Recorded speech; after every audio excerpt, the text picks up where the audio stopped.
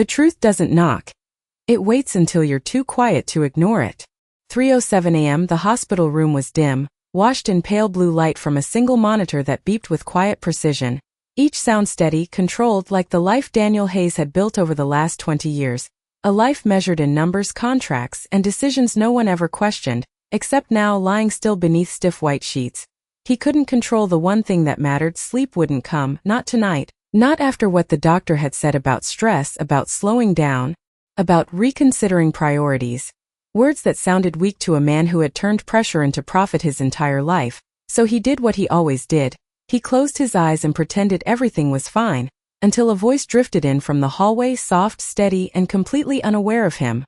Some people spend their whole lives building something, and forget to ask who they're building it for, the woman said, and Daniel's brow tightened just slightly, barely noticeable, but enough to break the illusion of rest. Footsteps paused outside his door.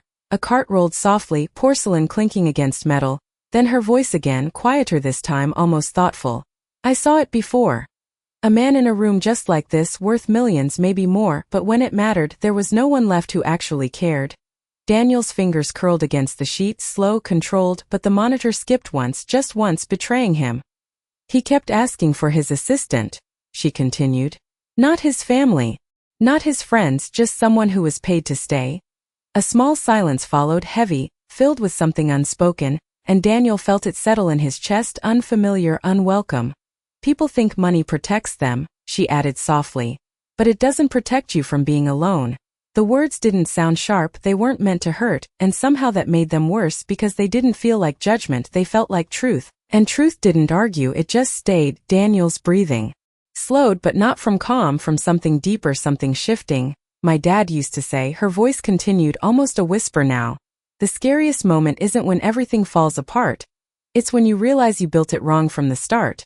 And for the first time in years, Daniel Hayes didn't feel in control of the room he was in. The machine beeped again, steady, indifferent, but his chest tightened in a way no doctor could explain. And just as the wheels of her cart began to move again, fading down the hallway, she said one last thing, so quietly it almost disappeared into the night.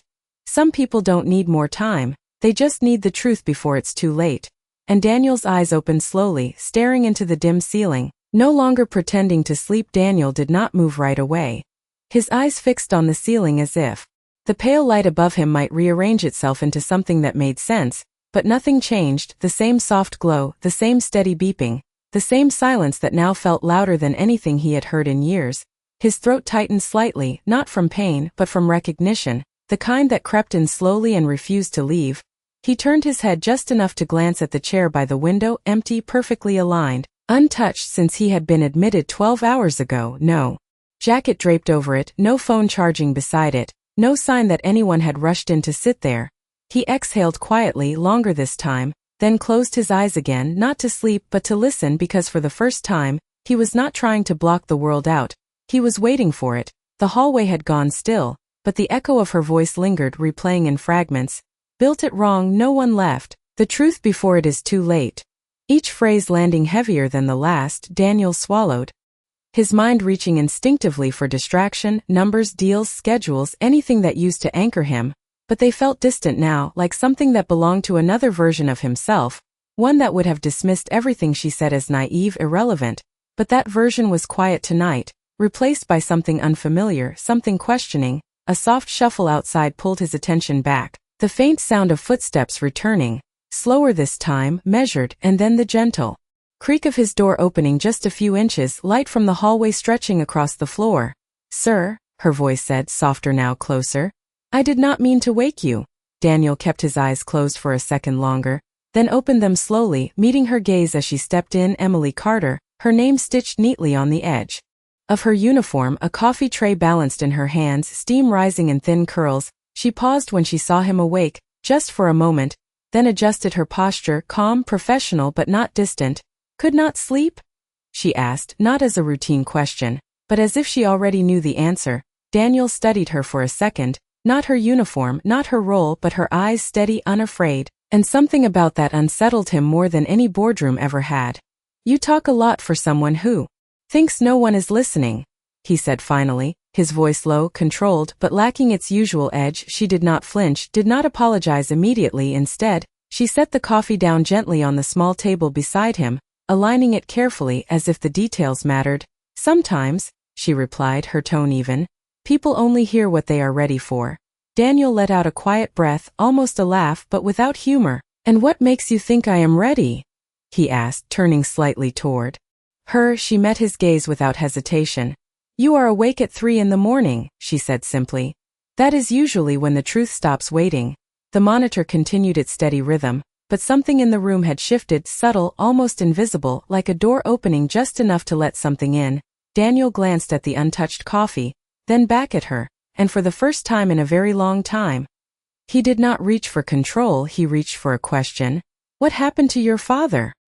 He asked, the words leaving his mouth before he could measure them. Emily paused, just for a second, not surprised, not guarded, just present, and when she spoke, her voice was quieter but stronger than before. He thought success would give him time, she said. But time is the one thing success cannot buy. Daniel felt the words settle in the same place the others had, deep, unmoving, and as the silence returned between them, it was no longer empty. It was waiting. Daniel did not respond. Immediately, his eyes lingering on Emily as if he was trying to measure something that could not be calculated. Not in dollars, not in time, not in anything he had ever mastered. The monitor continued its steady rhythm beside him, but now each sound felt louder, more deliberate, like a reminder that something inside him had already begun to change. He thought success would give him time. Her words echoed again, and Daniel shifted slightly, the sheets rustling softly. Everyone thinks that, he said, his voice quieter now, less certain. Emily did not move. She simply watched him, not with judgment, not with pity, but with a kind of calm attention he was not used to receiving. Did it? He asked after a moment, and for the first time, there was something almost hesitant in the way he spoke, as if the answer mattered more than he was prepared to admit. Emily exhaled slowly, her gaze dropping briefly to the cup of coffee before returning to him. He kept saying he would slow down next year, she said, her voice steady. Then the year after that, and then the year after that. She paused, just long enough for the silence to settle between them. But life does not wait in line. Daniel's jaw tightened slightly, not in resistance but in recognition. The phrase landed differently than the others, simpler but sharper. And when he finally had time? Daniel asked, though part of him already knew. Emily shook her head gently. By then there was no one left who believed him, she replied, and the words stayed in the room, heavy but quiet. Daniel looked away, his gaze drifting back to the empty chair by the window, the untouched space that suddenly felt like evidence of something he had never questioned before. He had always believed people would be there when he needed them, that loyalty could be expected, that presence could be scheduled, like everything else in his life. But now, staring at that empty chair, he was not so sure.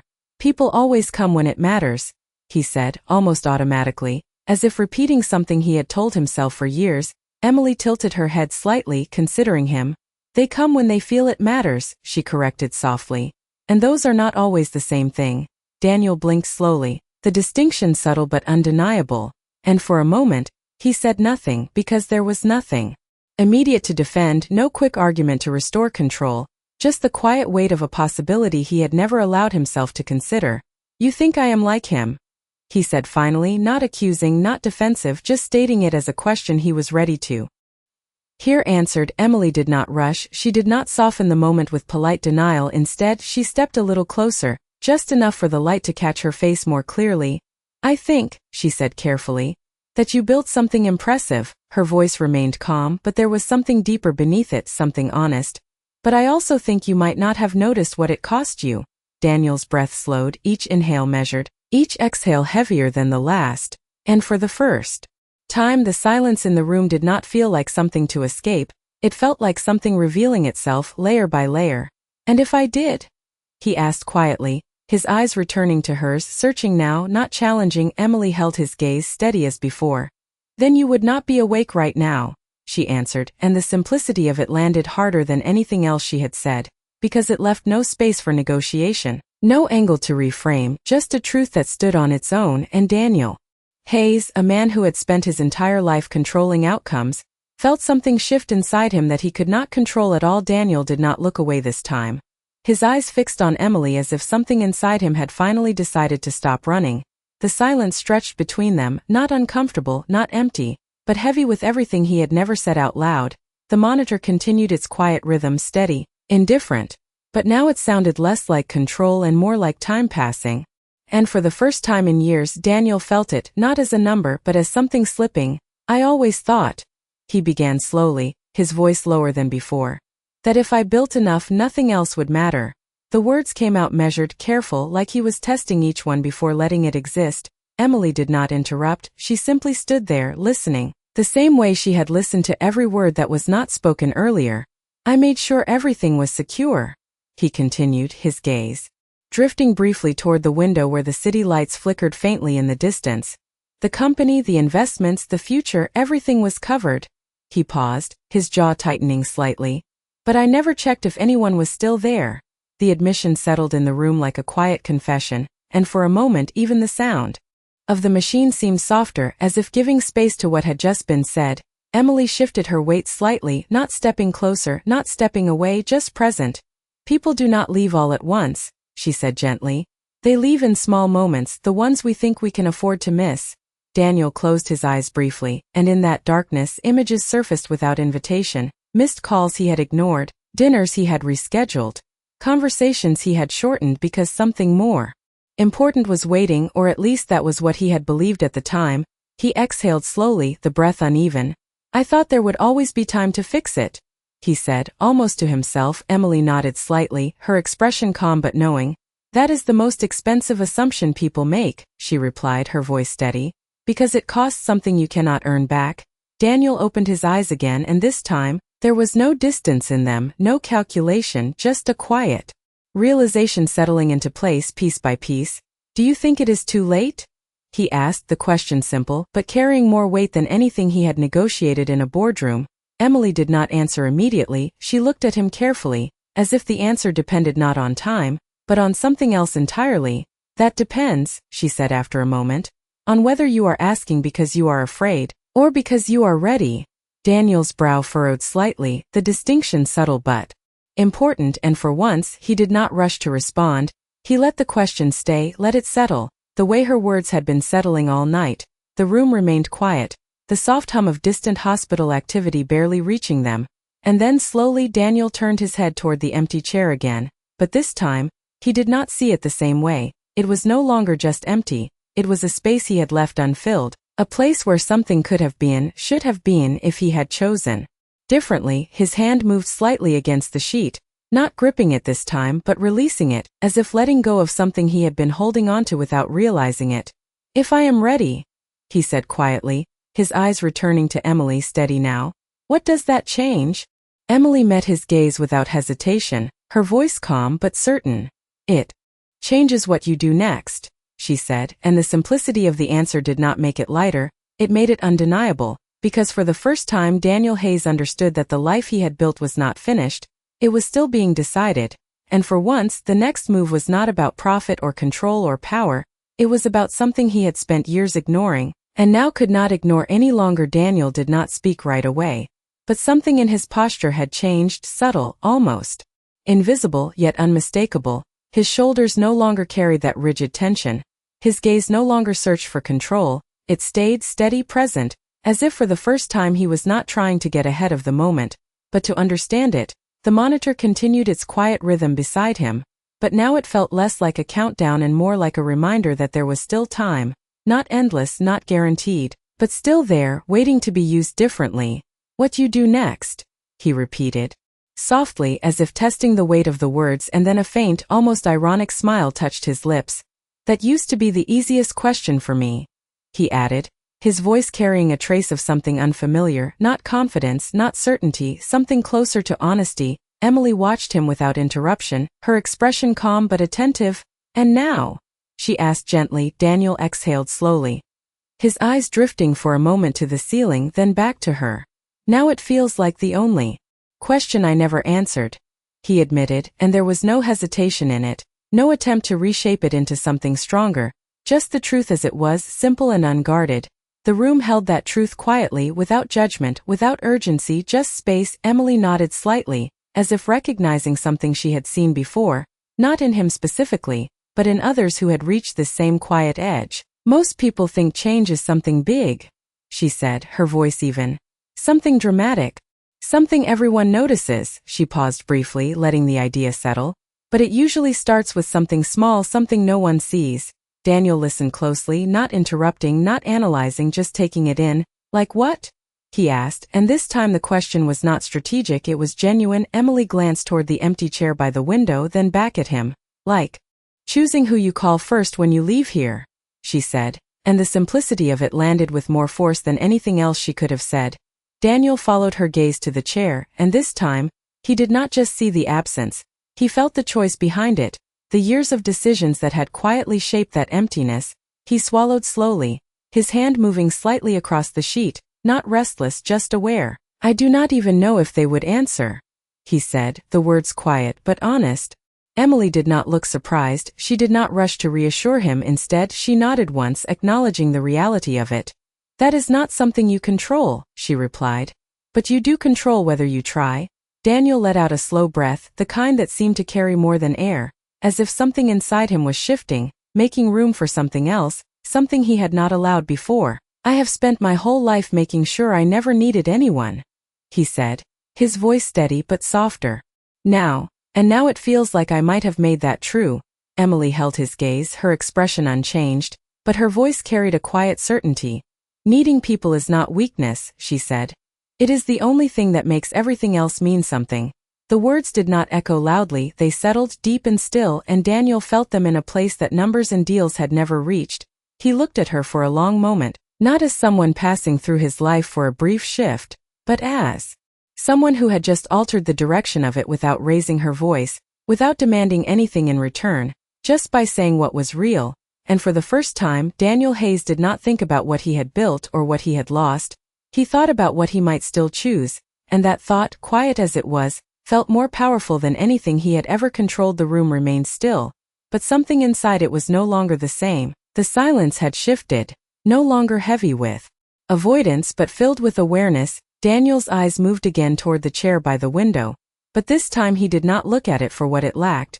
He looked at it for what it represented, a space he had left empty by choice, not circumstance, and that realization did not hit him all at once. It unfolded slowly, like a truth that had been waiting for him to finally notice it. The monitor continued its steady rhythm, but now each sound felt like a quiet question, not how much time was left, but what would be done with it. Daniel reached toward the small table beside him, his fingers brushing against the untouched cup of coffee, still warm, still waiting, just like the moment he was in. He wrapped his hand around it, not to drink but to feel it, grounding himself in something simple, something real. What if they moved on? He asked quietly, his gaze still on the chair, not looking at Emily this time, as if the question was not just for her, but for himself. Emily did not answer immediately, she let the question exist, the way she had let everything else exist, without rushing to fix it, without trying to soften it. Then you learn who stayed, she said finally, her voice calm. And who was waiting for you to come back. Daniel's grip on the cup tightened slightly, not from tension, but from something deeper, something that felt like both loss and possibility at the same time. He had spent years assuming loyalty was permanent, that relationships could be paused and resumed whenever it was convenient. But now he saw the flaw in that thinking. Time did not pause, people did not stay in place, and the cost of that misunderstanding was not written in contracts. It was written in absence. I do not even know where to start, he admitted, and this time there was no hesitation at all, just a quiet acceptance of what he did not know. Emily stepped a little closer, not intruding, just enough to remind him he was not alone in the moment. You start by being honest, she said. Not impressive, not perfect, just honest. Daniel let out a slow breath, his eyes finally lifting to meet hers again, and there was something different in them now, something clearer, less guarded, as if the layers he had built over the years were beginning to loosen. That is not something I have practiced, he said, a faint trace of self-awareness in his voice. Emily gave a small, almost knowing nod. Most people have not, she replied. That is why it matters when they finally do. The words did not sound like advice, they sounded like something proven, something lived. Daniel glanced down at the coffee again, then back at her. And if it is not enough? He asked, not out of doubt, but out of a genuine need to understand. Emily held his gaze steady as before. Then at least it is real, she said. And real things have a way of finding where they belong. The room fell quiet again. But this time the silence felt different, lighter, not because the answers were easy, but because the questions were finally clear. Daniel sat with that for a moment, letting it settle, letting it reshape something inside him that had been rigid for too long. And then slowly, he reached toward the side table again, but this time not for the coffee. His hand moved past it, toward his phone, resting there untouched since he had arrived, the screen dark, waiting, just like everything else had been waiting. He hesitated for a brief second, not out of fear, but out of awareness, understanding that this small action carried more weight than any decision he had made in years. And then quietly, without announcing it, without overthinking it, Daniel Hayes picked it up. Daniel held the phone in his hand, but he did not unlock it right away, his thumb resting lightly against the dark screen as if even that small movement required a kind of permission he had never needed before. The room remained quiet, the soft rhythm of the monitor steady beside him, but now every second felt more deliberate, more real, as if time itself was watching what he would do next.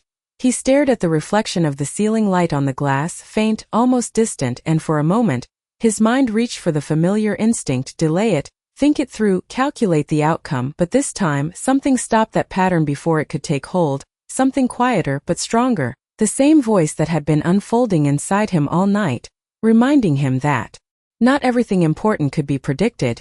He exhaled slowly, then pressed the screen. It lit up instantly, bright against the dim room, revealing a list of names he had not looked at with intention in a long time, contacts reduced to convenience, numbers saved but rarely used. He scrolled once, then stopped, his thumb hovering over a name he recognized immediately, not because it appeared often, but because it had not appeared at all, not recently, not when it should have. His jaw tightened slightly, not in resistance but in realization. Emily stood quietly nearby, not watching the screen, not intruding, just present, giving him space to make the choice without influence. "It feels strange," Daniel said after a moment, his voice low, thoughtful. "How something this small can feel this heavy." Emily nodded gently.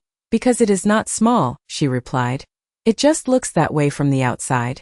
Daniel gave a faint, almost breathless exhale, then tapped the name. The phone rang once, then twice, each tone stretching longer than it should have.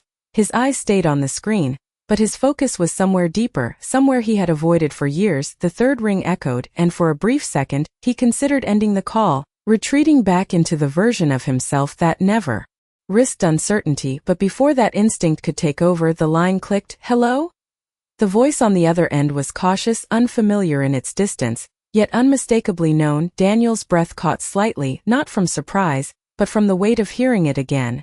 "It is me," he said, and even that felt like more than just words. It felt like a step, small but irreversible. There was a pause on the other end, not long, but long enough to say something without speaking. "Daniel?" The voice replied, softer now, uncertain, and for the first time in years, Daniel did not fill the silence with control or explanation.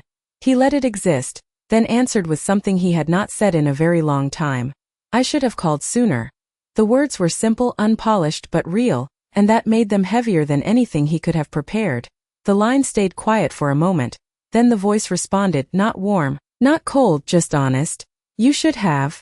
Daniel nodded slightly, even though the other person could not see him, because he understood that honesty did not always come with comfort. Sometimes it came with truth, and truth did not need to be softened to matter. "I am in the hospital," he continued, not to gain sympathy, not to justify, just to be clear. "It is not serious, but it made me think." Another pause followed, shorter this time, less distant. "Are you okay?" the voice asked, and that question, simple as it was, carried something he had not realized he missed: concern without obligation, presence without transaction. Daniel's grip on the phone relaxed slightly.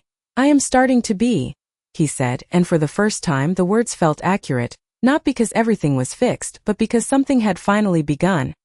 He glanced up briefly, meeting Emily's eyes, and she did not smile, she did not react. She simply nodded once, as if to say that this was it.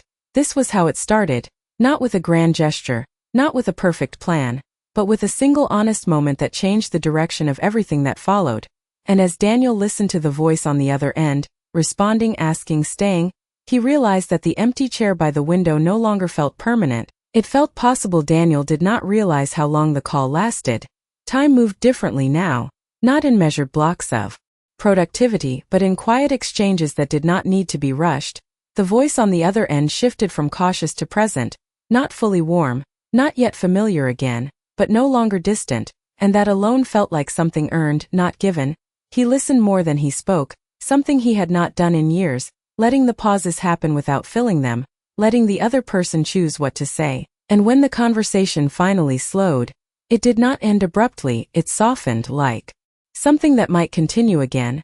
"I will call you tomorrow," Daniel said, not as a promise he might forget, but as a decision he had already made. "You should," the voice replied, and this time there was something almost steady in it, something that had not been there at the beginning of the call. And when the line went quiet, Daniel did not feel the usual emptiness that followed conversations.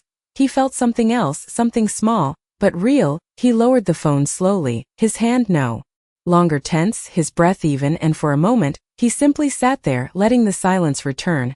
But now it felt different, no longer something to escape, but something that held what had just happened. Emily had not moved far. She stood near the door, giving him space, but not leaving entirely, as if she understood that some moments should not be interrupted. Daniel glanced toward her. His expression changed in a way that did not need explanation. It was not relief, not exactly, but something close to clarity.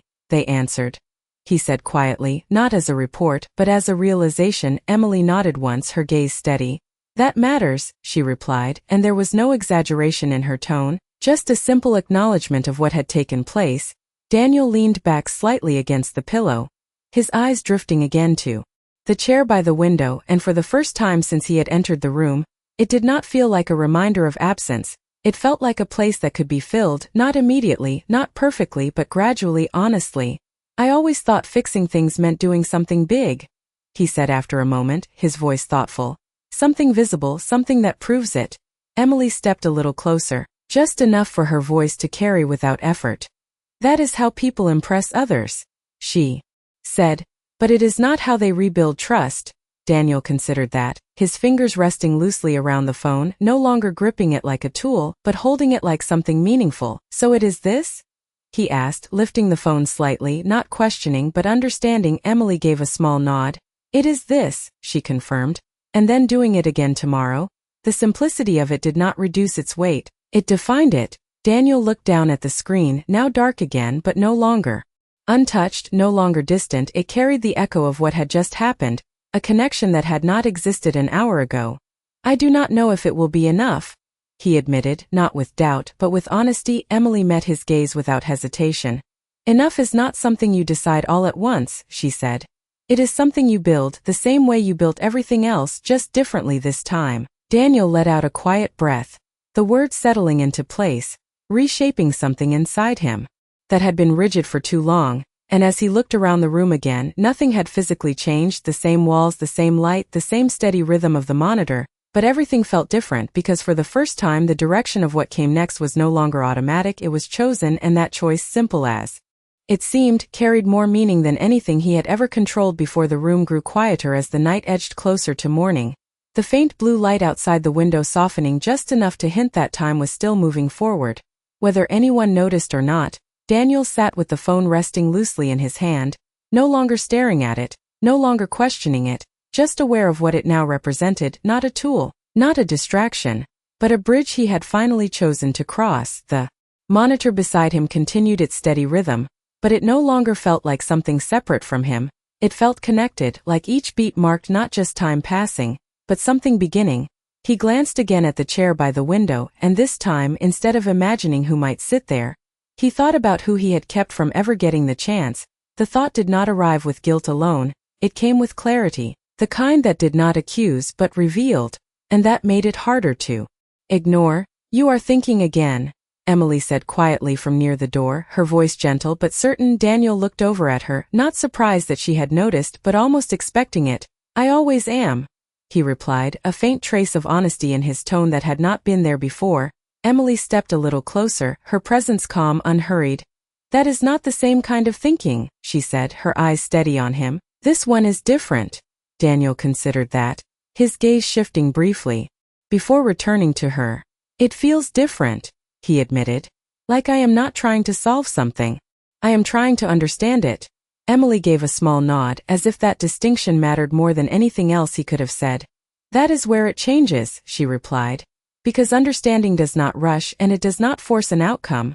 Daniel leaned back slightly, the pillow supporting him as he let that idea settle.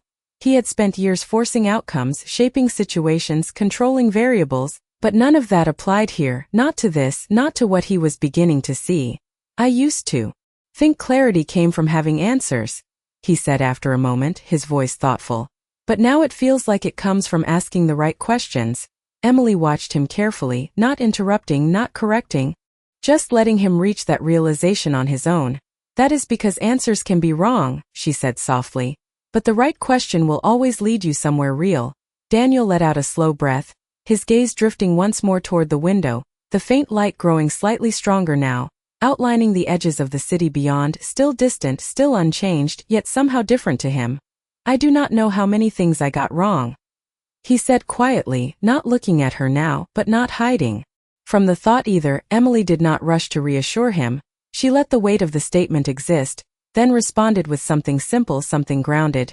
You only need to get the next one right, she said. And that was all, no lecture, no list, just a direction. Daniel turned his head slightly, meeting her eyes again, and for a moment, he did not see her as just someone passing through his night. He saw her as someone who had placed a single, undeniable truth in front of him and left him to decide what to do with it. The monitor continued its steady sound, the light outside continued to rise, and inside that quiet room, Daniel Hayes realized that the life he had built was no longer something he could measure by what it had given him, but by what he chose to give back, and that realization, quiet and steady, felt like the beginning of something he had not known how to begin before. The first light of morning slipped quietly through the window, soft and pale, stretching across the floor until it reached the edge of Daniel's bed, and for a moment, he simply watched it, not as something passing by, but as something arriving. The monitor beside him continued its steady rhythm, unchanged, yet everything around it felt different. The room no longer carried the same weight it had hours ago. It felt open, not because anything had been resolved, but because something had finally been acknowledged. Daniel shifted slightly, sitting up a little more, the movement slow, deliberate, as if even that small action carried a new kind of awareness. The phone rested on the table now, no longer in his hand, but no longer distant either. It had already done what it needed to do for now. Emily stood near the window, her silhouette outlined by the growing light, quiet, steady, as if she had always belonged to moments like this. It looks different in the morning, Daniel said, his voice low, thoughtful. Emily turned slightly toward him, her expression calm. It is the same room, she replied. But you are not the same person who walked into it. Daniel considered that, not rejecting it, not fully accepting it yet, but feeling the truth in it settle somewhere deeper than words. He glanced again at the chair by the window, and this time, he did not see emptiness. He saw time, time that had passed, time that was still here, time that could still be used. I used to think change had to feel dramatic, he said after a moment, like something obvious, something that proves it happened. Emily took a small step closer, her voice steady. Real change is usually quiet, she said. It happens before anyone else can see it. Daniel let out a slow breath, his gaze steady now, not searching, not avoiding, just present. Then how do you know it is real? He asked, and the question carried curiosity, not doubt. Emily met his eyes without hesitation. Because you start making different choices without needing to convince yourself, she answered, and the simplicity of it left no room for argument. Daniel nodded slightly, his mind returning to the call, to the words he had said without rehearsing, without shaping them into something stronger, just letting them be what they were. And for the first time, that had been enough, not perfect, not complete, but enough to begin. The light in the room grew a little stronger, soft shadows fading as the edges became clearer, and with it, something inside Daniel felt clearer too, not everything, not all at once, but enough to see the direction ahead. I have spent years trying to control outcomes, he said quietly, but I never thought about who I was becoming while I did it. Emily listened, her expression unchanged but attentive. That is because outcomes are visible, she replied. But who you become is something only you notice until it is too late. Daniel absorbed that slowly, the words not heavy but precise, and for a moment, he looked down at his hands, then back up as if measuring something he had never measured before. I do not want to wait until it is too late, he said, and this time there was no hesitation at all. Emily gave a small nod, not approving, not instructing, just acknowledging. Then do not, she said simply, and the clarity of it did not demand anything. It offered something, a choice, a direction, a starting point. Daniel leaned back slightly, his eyes moving once more across the room, the light, the chair, the quiet space that no longer felt empty but full of possibility, and as the morning settled in, he understood something he had not allowed himself to see before. That change did not arrive all at once, it arrived in moments like this, quiet, unnoticed by the world, but undeniable to the person living it, and for the first time in a very long time, Daniel Hayes was not thinking about what he had built. He was thinking about what he would choose to build next. The morning settled fully into the room, not with noise, not with interruption, but with a quiet clarity that made everything easier to see. Daniel sat there for a moment longer, taking it in, not rushing to move, not reaching for the next task, just present in a way that felt unfamiliar but right. The monitor continued its steady rhythm, unchanged, but now it sounded less like something he needed to manage and more like something he could finally listen to.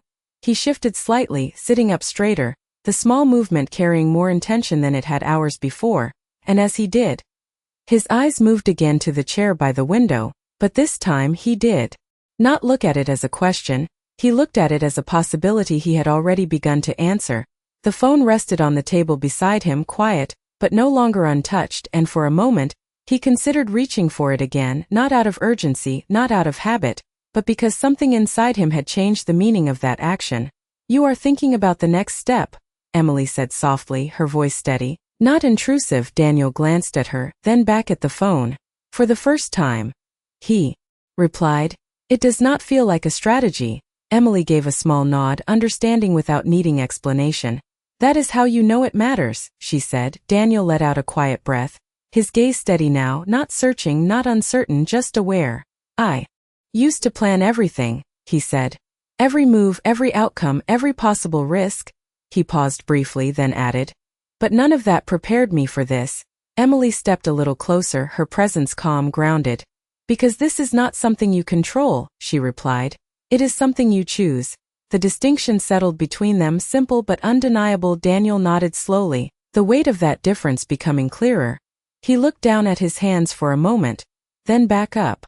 "Choosing feels different," he said quietly. "It feels exposed." Emily did not disagree, she did not soften the truth. "It is," she said. "Because you are no longer hiding behind outcomes." Daniel absorbed that, not resisting it, not trying to reshape it into something easier, just letting it be what it was. The room remained still, but it no longer felt like a place of waiting, it felt like a place of beginning, and that shift, subtle as it was, changed everything. Daniel reached for the phone. Again, this time without hesitation, not because he had to, but because he wanted to continue what he had started. His thumb moved across the screen, opening a new message, and for a moment he paused, not because he did not know what to say, but because he wanted to say it right, not perfect, not impressive, just real. The cursor blinked once, twice, steady, patient, and then he began to type slowly, deliberately, each word chosen not for impact but for truth. Emily watched quietly, not reading, not asking, just present as he took that step on his own, and when he finished, he did not reread it, he did not adjust it, he simply sent it, the message leaving his screen without ceremony, without hesitation, but carrying something far more important than anything he had sent before. Daniel set the phone down gently, his expression calm, not relieved, not triumphant but steady, as if something inside him had aligned in a way it had not before. "That was different," he said, more to himself than to her. Emily gave a small nod, her voice quiet but certain. "That is because it was honest," she replied, and the word did not feel like a judgment, it felt like a confirmation. Daniel leaned back slightly, his eyes moving once more around the room, the light, the chair, the quiet space that now felt filled with something he had not noticed before, and as he sat there, he realized that the life he had built had not prepared him for this moment, but it had led him to it, and now, for the first time, he was not trying to control what came next. He was choosing it, one small, honest decision at a time. The message was sent, and for a moment nothing happened. The screen went still again, the same quiet glow, the same empty space where a response might appear. But this time, Daniel did not stare at it. Waiting, he set the phone aside and let the moment breathe. The monitor continued its steady rhythm, but now it felt like it was in sync with him, not something separate, not something to monitor, just part of the same quiet flow. He leaned back slightly, his gaze drifting once more toward the window, the morning now fully present, soft sunlight spreading across the floor, touching the chair that had once felt like a reminder of everything missing, and now felt like something else entirely. Something unfinished, something still open. "You are not waiting," Emily said gently, her voice carrying a quiet observation rather than a question. Daniel shook his head slightly, his expression calm. I used to think waiting meant losing control, he replied. But now it feels like trust. Emily nodded once, understanding the difference without needing it explained. Trust is not about knowing what will happen, she said. It is about being ready for whatever does. Daniel let that settle. The idea simple but unfamiliar in a way that made it feel significant. He had built his entire life on knowing, predicting, controlling, but this required something else entirely, something quieter, something stronger in a different way. A soft sound broke the stillness, the faint vibration of his phone against the table, subtle, but unmistakable. Daniel's eyes moved to it, but he did not reach for it immediately, not out of hesitation, but out of awareness, understanding that whatever was on that screen mattered, not because it solved anything, but because it continued something. He reached for it slowly, his fingers steady, and turned the screen toward him. A single message, simple, unpolished but real. I am glad you called. Daniel read it once, then again, not because the words were complicated, but because they carried something he had not expected to feel so clearly, not forgiveness, not resolution, but openness, and that was enough, more than enough to continue. He exhaled quietly, a breath that felt lighter than the ones before, not because everything was fixed, but because something had begun to move, something that had been still for too long. Emily watched him, her expression unchanged but her presence steady. It is not everything, Daniel said after a moment, his voice thoughtful. But it is not nothing, Emily gave a small nod. It is never everything, she replied. But it is always something. The words settled gently, not heavy, not overwhelming, just true. Daniel looked down at the message again, then back up, his gaze steady now, not searching, not uncertain, just present. I used to think I needed to fix everything at once, he said. But now I see that I just need to keep showing up. Emily's eyes met his, calm and certain. That is all anyone ever really asks for, she said, and there was no exaggeration in it, no attempt to make it sound bigger than it was, just a quiet truth. The room remained still, the light steady, the monitor continuing its rhythm, and for the first time Daniel did not feel like he was in a place of recovery. He felt like he was in a place of direction, not because he knew exactly where it would lead, but because he was finally willing to follow it. And as he sat there, the phone resting lightly in his hand, the message still visible, he realized something he had never fully understood before. That change was not something you announced, it was something you lived, moment by moment, choice by choice, and for the first time Daniel Hayes was not trying to return to the life he had before. He was beginning to build something new, something quieter, something real. The room had fully awakened, but it remained quiet in a way that felt intentional, not empty, not waiting, but settled, as if everything that needed to happen here had already begun. Daniel sat still for a moment longer, the phone resting lightly in his hand, the message still on the screen, simple, steady, real, and he did not rush past it. He let it stay, let it mean what it needed to mean without trying to turn it into something more. The monitor continued its soft rhythm beside him, no longer something he measured, just something that was like the light, like the breath in his chest, like the moment itself. Emily stood near the doorway now, her presence unchanged, calm, quiet, as if she had always known this was where the night would lead. Daniel looked at her, not with surprise, not with curiosity, but with a kind of understanding that did not need to be spoken. You knew, he said softly, not as an accusation, not even as a question, just a recognition. Emily gave a small, almost imperceptible nod. I have seen it before, she replied, her voice steady. Not the same story, not the same person, but the same moment. Daniel let that settle, his gaze steady. The moment when they stopped pretending? He asked, and there was no bitterness in it, only clarity. Emily met his eyes. The moment when they finally listen, she said. And that was all, no explanation, no elaboration, because none was needed. Daniel looked away briefly, his eyes moving once more to the chair by the window, but now it did not represent something missing, it represented something possible, something he could fill, not with money, not with success, but with presence, with time, with choices he had avoided for too long. He placed the phone gently back on the table, not because he was finished, but because he understood that this was not a single action, it was a direction, something that would continue beyond this room, beyond this morning. I used to think moments like this did not matter, he said quietly, that they were just pauses before things went back to normal. Emily did not interrupt, she let him finish. But I think this is the first time I do not want things to go back, he added, and the words were not dramatic, they were simple, but they carried more weight than anything he had said before. Emily gave a small nod, her expression unchanged, but her voice carried a quiet certainty. That is because this is not a pause, she said. This is a beginning. Daniel let out a slow breath, not heavy, not strained, just steady, as if something inside him had finally aligned. He looked around the room one last time, the light, the chair, the quiet space that had changed without moving, and then back at her. Thank you, he said, and it was not polite, it was not expected, it was real. Emily did not smile widely. She did not react in a way that made it bigger than it was. She simply nodded once, as if she understood that the moment did not belong to her, it belonged to him. Just keep listening, she said softly, turning slightly toward the door, and then she stepped out, leaving the room as quietly as she had entered it. Daniel watched the door for a moment after she left, not because he needed her to stay, but because he understood what she had given him. Not answers, not instructions, but something far more lasting, the ability to see clearly, to choose differently, to listen when it mattered. The monitor continued its steady rhythm. The morning light filled the room, and Daniel Hayes sat there, not as the man who had everything under control, but as someone who had finally realized that control was never the point. And as he reached for his phone again, not out of habit but with intention, one quiet thought settled in, clear and unshakable, that sometimes the life that changes everything does not begin with a grand decision. It begins with a single moment when you finally stop talking and start listening.